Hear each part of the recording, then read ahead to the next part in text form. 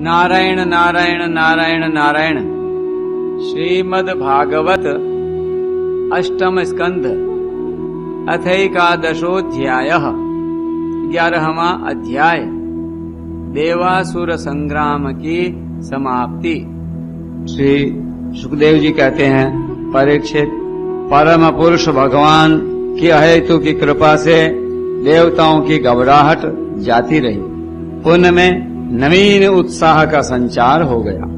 पहले इंद्र, वायु आदि देवगण रणभूमि में जिन जिन दैत्यों से आहत हुए थे, उन्हीं के ऊपर अब वे पूरी शक्ति से प्रहार करने लगे। परम ऐश्वर्यशाली इंद्र ने बलि से लड़ते लड़ते जब उन पर क्रोध करके वज्र उठाया, तब सारी प्रजा में हाहाकार मच गया। बलि अस्त्र शस्त्र से सुसज्जित होकर बड़े उत्साह से युद्ध भूमि में बड़ी निर्भयता से डटकर विचर रहे थे। उनको अपने सामने ही देखकर हाथ में वज्र लिए हुए इंद्र ने उनका तिरस्कार करके कहा, मूर्ख, जैसे नट बच्चों की आंखें बांधकर अपने जादू से उनका धन ऐंठ लेता है, वैसे ही तू माया की चालों से हम पर विजय प्राप्त करना चाहता है। तुझे पता नहीं कि हम लोग माया के स्वामी हैं, वह हमारा कुछ नहीं बिगाड़ सकती। जो मूर्ख माया के द्वारा स्वर्ग पर अधिकार करना चाहता है और उसको लांग कर ऊपर के लोगों में भी धाक जमाना चाहता है, उन लुटेरे मूर्खों को मैं उनके पहले स्थान से भी नीचे पटक देता हूँ। ना समझ, तूने माया की बड़ी बड़ी चालें चली हैं। एक, आज मैं अपने 100 धार वाले वज्र से तेरा सिर धड़ से अलग किए देता हूँ। तो अपने भाई बंधुओं के साथ जो कुछ कर सकता हो करके देख ले।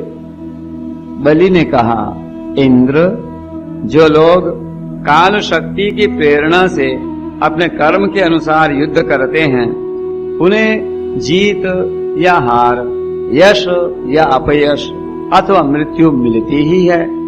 इसी से ज्ञानी जन इस जगत को काल के अधीन समझकर न तो विजय होने पर हर्ष से फूल उठते हैं और न तो अपकीर्ति, हार अथवा मृत्यु से शोक के ही वशीभूत होते हैं।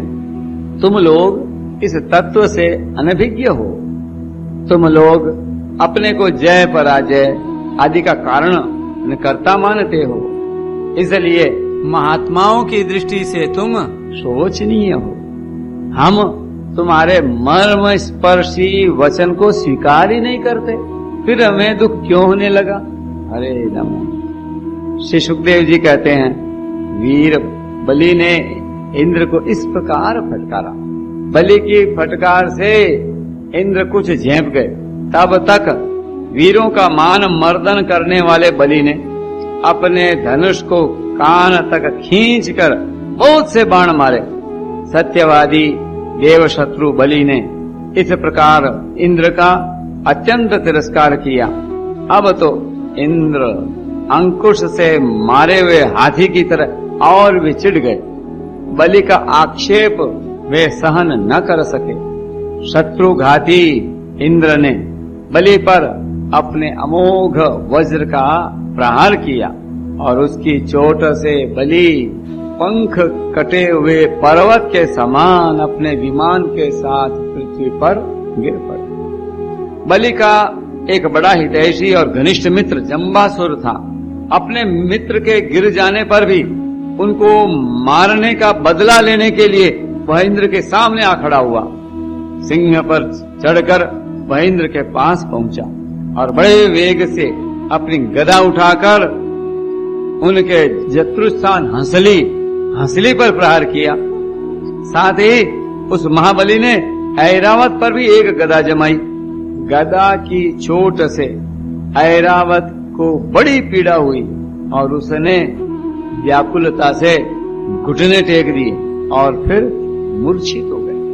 उसी समय इंद्र का सारथी मातली हजारों घोड़ों से जुता हुआ रथ ले आया और शक्तिशाली इंद्र ऐरावत को छोड़कर तुरंत रथ पर सवार हो गए। दानव श्रेष्ठ जंब ने रणभूमि में मातली के इस काम की बड़ी प्रशंसा की और मुस्कुराकर चमकता हुआ त्रिशूल उसके ऊपर चलाया। मातली ने धैर्य के साथ इस असह्य पीड़ा को सह लिया। तब इंद्र ने क्रोधित होकर अपने वज्र से जंब का सिर काट डाला। देवर्षि नारद से जंभासुर की मृत्यु का समाचार जानकर उसके भाई बंधु नमुची, बल और पाक झटपट रणभूमि में आ पहुंचे। अपने कठोर और मर्मस्पर्शी वाणी से उन्होंने इंद्र को बहुत कुछ बुरा भला कहा और जैसे बादल पहाड़ पर मूसलधार पानी बरसाते हैं वैसे ही उनके ऊपर बाणों की झड़ी लगा दी। बल ने बड़े हस्तलाघव से एक साथ ही 1000 बाण चलाकर इंद्र के 1000 घोड़ों को घायल कर दिया। पाक ने 100 बाणों से मातली को और 100 बाणों से रथ के एक एक अंग को छेद डाला। युद्ध भूमि में यह बड़ी अद्भुत घटना हुई थी कि एक ही बार इतने बाण उसने चढ़ाए और चलाए। नमुची ने बड़े बड़े 15 बाणों से, जिनमें सोने के पंख लगे हुए थे, इंद्र को मारा और युद्ध भूमि में वह जल से भरे बादल के समान गरजने लगा। जैसे वर्षा काल के बादल सूर्य को ढक लेते हैं, वैसे ही असुरों ने बाणों की वर्षा से इंद्र और उनके रथ तथा सारथी को भी चारों ओर से ढक दिया। अब इंद्र को देखकर देवता और उनके अनुचर अत्यंत विबल होकर रोने चिल्लाने लगे। एक तो शत्रुओं ने उन्हें हरा दिया था और दूसरे अब उनका कोई सेनापति भी न रह गया था। तो उस समय देवताओं की ठीक वैसी ही अवस्था हो रही थी जैसे बीच समुद्र में नाव टूट जाने पर व्यापारियों की होती है। परंतु थोड़ी देर में शत्रुओं के बनाए हुए बाणों के पिंजड़े से घोड़े, रथ, ध्वजा और सारथी के साथ इंद्र निकल आए। जैसे प्रातः काल सूर्य अपनी किरणों से दिशा, आकाश और पृथ्वी को चमका देते हैं, वैसे ही इंद्र के तेज से सब के सब जगमगा उठे। वज्रधारी इंद्र ने देखा कि शत्रुओं ने रणभूमि में हमारी सेना को रौंद डाला है। तब उन्होंने बड़े क्रोध से शत्रु को मार डालने के लिए वज्र से आक्रमण किया। परीक्षित, उस 8 धार वाले पैने वज्र से उन दैत्यों के भाई बंधुओं को भी भयभीत करते हुए उन्होंने बल और पाक के सिर काट लिए। परीक्षित, अपने भाइयों को मरा हुआ देख नमुची को बड़ा शोक हुआ।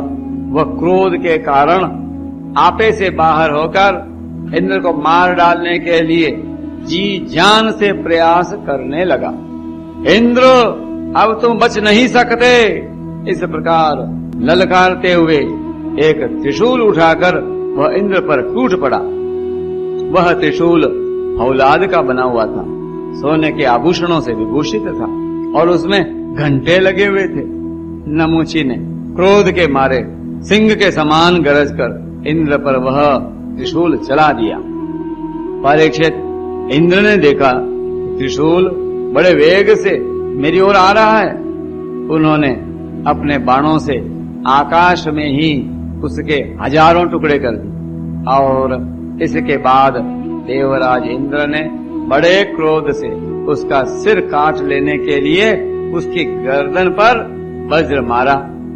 यद्यपि इंद्र ने बड़े वेग से वह वज्र चलाया था, परंतु उस यशस्वी वज्र से उसके चमड़े पर खरोंच तक नहीं आई।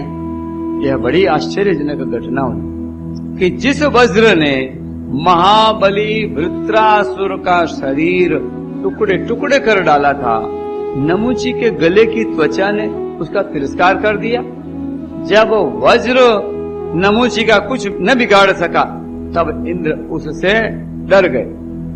वे सोचने लगे कि दैव योग से संसार भर को संशय में डालने वाली यह कैसी घटना हो गई। पहले युग में जब ये पर्वत पांखों से उड़ते थे और घूमते फिरते भार के कारण पृथ्वी पर गिर पड़ते थे, तब प्रजा का विनाश होते देखकर इसी वज्र से मैंने उन पहाड़ों की पंखें काट डाली थी। त्वष्टा की तपस्या का सार ही वृत्रासुर के रूप में प्रकट हुआ था, उससे भी मैंने इसी वज्र के द्वारा काट डाला था। और भी अनेकों दैत्य जो बहुत बलवान थे और किसी अस्त्र शस्त्र से जिनके चमड़े को भी चोट नहीं पहुंचाई जा सकती थी, इसी वज्र से मैंने मृत्यु के घाट उतार दिए थे। वही मेरा वज्र मेरे प्रहार करने पर भी इस तुच्छ असुर को न मार सका। अतः अब मैं इसे अंगीकार नहीं कर सकता। यह ब्रह्म तेज से बना है तो क्या हुआ, अब तो यह निकम्मा हो चुका। इस प्रकार इंद्र विषाद करने लगे। उसी समय यह आकाशवाणी हुई, यह दानव न तो सूखी वस्तु से मर सकता है न गीली से। इसे मैं वर दे चुका हूँ कि सूखी या गीली वस्तु से तुम्हारी मृत्यु न होगी। इसलिए इंद्र, इस शत्रु को मारने के लिए अब तुम कोई दूसरा उपाय सोचो। उस आकाशवाणी को सुनकर देवराज इंद्र बड़ी एकाग्रता से विचार करने लगे। सोचते सोचते उन्हें सूझ गया कि समुद्र का फैन तो सूखा भी है और गीला भी, इसलिए न उसे सूखा कह सकते हैं न गीला। अतः इंद्र ने उस न सूखे और न गीले समुद्र फैन से नमूची का सिर काट डाला। उस समय बड़े बड़े ऋषि मुनि भगवान इंद्र पर पुष्पों की वर्षा करने लगे और उनकी स्तुति करने लगे। गंधर्व शिरोमणि विश्वावसु तथा परावसु गान करने लगे, देवताओं की दुंदुभियां बजने लगीं और नर्तकियां आनंद से नाचने लगीं। इसी प्रकार वायु, अग्नि, वरुण आदि दूसरे देवताओं ने भी अपने अस्त्र शस्त्रों से विपक्षियों को वैसे ही मार गिराया जैसे सिंह हरिणों को मार डालते हैं। परीक्षित, इधर ब्रह्मा जी ने देखा कि दानवों का तो सर्वथा नाश हुआ जा रहा है। तब उन्होंने देवर्षि नारद को देवताओं के पास भेजा और नारद जी ने वहां जाकर देवताओं को लड़ने से रोक दिया।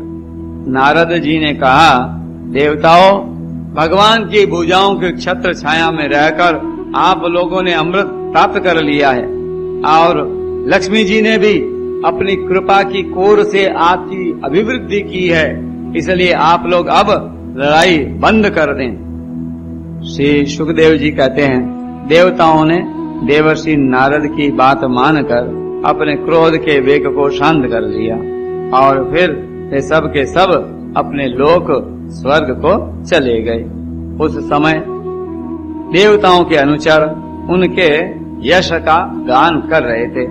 युद्ध में बचे हुए दैत्यों ने देवर्षि नारद की सम्मति से वज्र की चोट से मरे हुए बलि को लेकर अस्ताचल की यात्रा की। वहां शुक्राचार्य ने अपनी संजीवनी विद्या से उन असुरों को जीवित कर दिया जिनके गर्दन आदि अंग कटे नहीं थे, बच रहे थे।